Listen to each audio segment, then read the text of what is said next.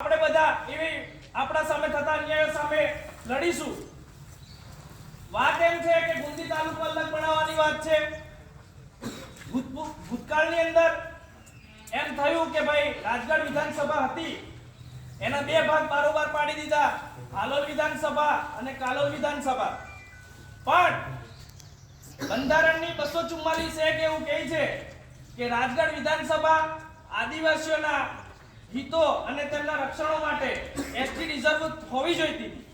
પણ ફતેહસિંહ ચૌહાણને જે તે સમય લાગ્યું હશે કે ત્યાંના એ સમયના કોઈ નેતાઓને લાગ્યું હશે કે આપણે આદિવાસીની સીટ આવે તો આદિવાસીઓને સાહેબ કહેવું પડે અને બારોબાર તેઓ સીટ પાછી અહીંથી મોરવા હડપ આપી દીધી।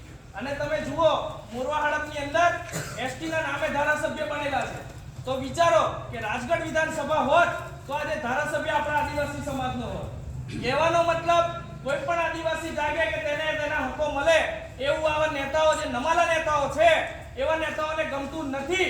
એવા કોઈ પણ નેતા હોય ભલે આપણા સમાજનો હોય કે બીજા સમાજનો હોય, પણ વાત જ્યારે નાના સમાજની આવે, નાના માણસોની આવે અને જ્યારે અન્યાય થાય ત્યારે આપણે બધાએ ભેગા થવાની જરૂર છે।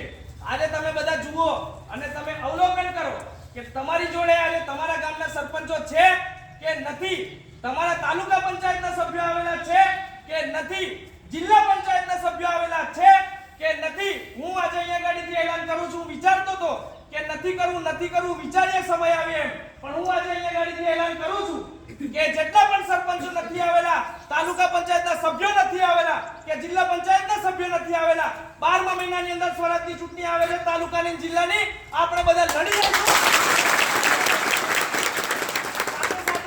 બંધારણની કલમો જોવા જઈએ તો કોઈનો હક નથી કે ગોગંબા તાલુકાને છૂટો પાડી શકે કે એને એસટી માંથી કાઢી શકે।